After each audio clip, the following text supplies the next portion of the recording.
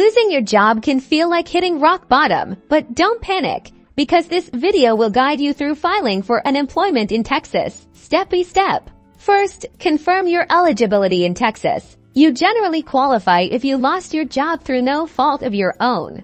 Have enough wages in your base period. That's the first 4 of the last 5 completed calendar quarters and are actively seeking work. Head to the Texas Workforce Commission or TWC website. Look for the URL in the description below.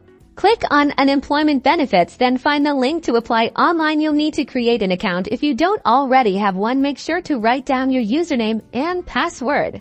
Gather your documents. You'll need your driver's license or state-issued ID, social security number, employment history for the last 18 months including employer names, addresses, phone numbers, and dates of employment. Also, have your bank routing and account numbers handy for direct deposit.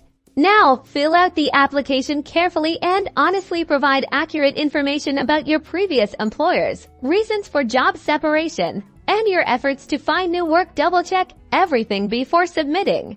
After submitting, you'll need to request payment every 2 weeks. This is called certifying your benefits. You can do this online or by phone. Keep a record of all your job search activities, as the TWC may ask for proof.